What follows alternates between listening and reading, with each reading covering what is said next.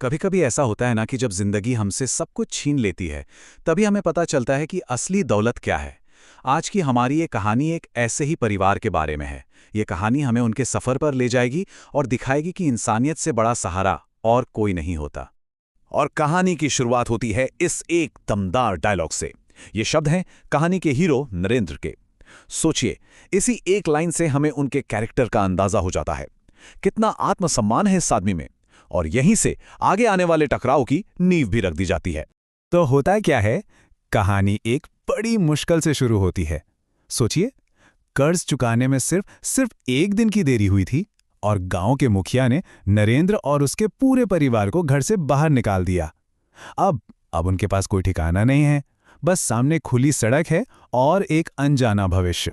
घर छोड़ते हुए उनका स्वाभिमान तो कायम था, बिल्कुल, लेकिन अब जब वो सड़क पर आ गए हैं तो उनके चेहरों पर वो निराशा और थकान साफ साफ नजर आने लगी है।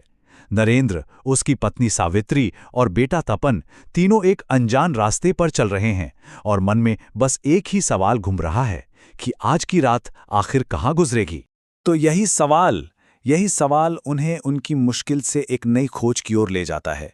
क्योंकि जब गांव में किसी ने भी उनके लिए दरवाज़ा नहीं खोला, तो किस्मत ने उन्हें एक ऐसी जगह पहुंचा दिया जिसके बारे में उन्होंने कभी सोचा भी नहीं होगा।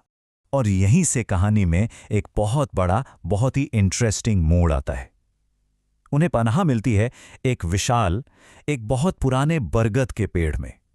एक ऐसा सहारा जिसकी उस वक्त उन्हें सबसे ज्यादा जरूरत थी। असल में पेड़ के अंदर ये जो खोखली सी जगह थी, वो उनके बेटे तपन को मिली थी।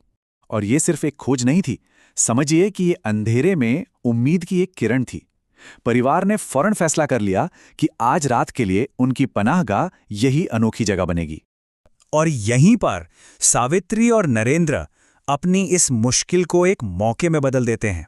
कमाल है, वो लोग सिर्फ उस पेड़ के नीचे शरण लेकर नहीं बैठते, वो देखते हैं कि वहां से गुजरने वाले मुसाफिर कितने थके हुए होते हैं।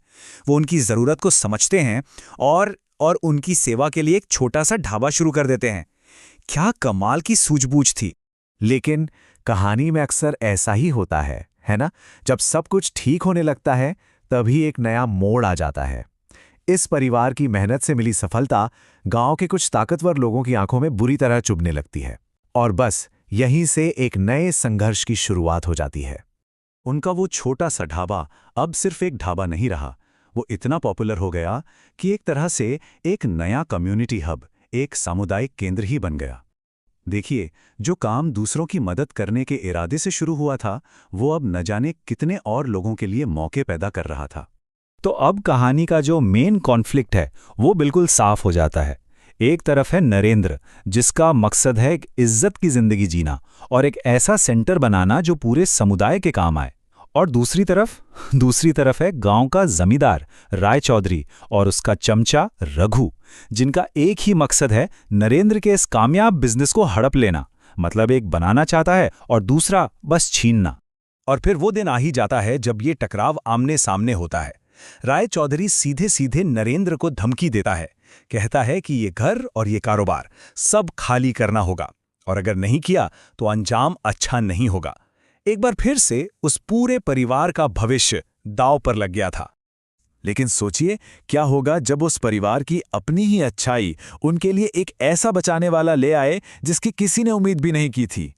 कहानी में अब एक ऐसा ट्विस्ट आने वाला है जो सब कुछ बदल कर रख देगा। होता यह है कि जमींदार के आदमियों से बचकर भागता हुआ एक अजनबी सावित्री से पनाह मांगता है, और सावित्री, जो खुद इतनी मुश्किल में है, वो एक पल भी नहीं सोचती। वो उसे उसी बरगद के पेड़ के खोखल में छिपा देती है जिसने कभी उनके परिवार को बचाया था। दया का एक छोटा सा काम उनके भाग्य को हमेशा के लिए बदलने वाला था। और फिर होता है कहानी का सबसे बड़ा खुलासा। वो अजनबी, वो कोई और नहीं बल्कि उस इलाके का मशहूर सिंटू डाकू था। एक ऐसा डाकू जो गरीबों की मदद करता था और अमीरों को लूटता था, बिल्कुल रॉबिन हुड जैसा। और अब वो इस परिवार का कर्जदार था, क्योंकि इन्होंने उसकी जान बचाई थी। अपनी जान बचाने के लिए सिंटू डाकू उस परिवार का बहुत आभारी था। वो उनसे वादा करता है कि अब राय चौधरी से वो खुद निपटेगा। वो उन्हें भरोसा दिलाता है कि अब उन्हें कोई परेशान नहीं करेगा, और बस यहीं से गेम पलट जाता है। पावर का जो बैलेंस है वो पूरी तरह से बदल गया था।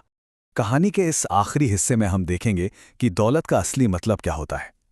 यहाँ पर जो विलन थे उन्हें अपने किए का फल मिलता है और वो एक ऐसा सबक सीखते हैं जो वो जिंदगी भर नहीं भूलेंगे।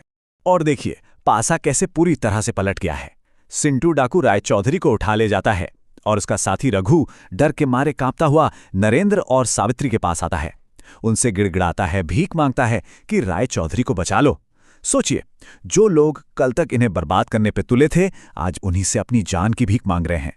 और जब नरेंद्र और सावित्री की वजह से रायचौधरी की जान बचती है तो वो पूरी तरह से बदल जाता है। वो कहता है, मुझे समझ आ गया है कि असली धन पैसा नहीं बल्कि इंसानियत है। ये शब्द सिर्फ डर से नहीं निकले थे, ये उस इंसानियत को देखकर निकले थे जो नरेंद्र और सावित्री ने अपने दुश्मन के लिए भी दिखाई। तो आखिर में ये कहानी हमें कुछ बहुत ज़रूरी बातें सिखाती है कि असली दौलत पैसों में नहीं बल्कि इंसानियत में होती है, कि दया और माफ़ी में कितनी ताकत होती है, और ये भी कि जब हम दूसरों की मदद करते हैं तो कहीं ना कहीं से हमारी मदद भी हो ही जाती है। और आखिर में ये कहानी हमें एक बहुत गहरे सवाल के साथ छोड़ जाती है। आज की इस दुनिया में जहां हर चीज का हिसाब किताब होता है, लेन देन होता है, वहां करुणा यानी कंपैशन का असली मूल्य क्या है? ये सोचने वाली बात है ना?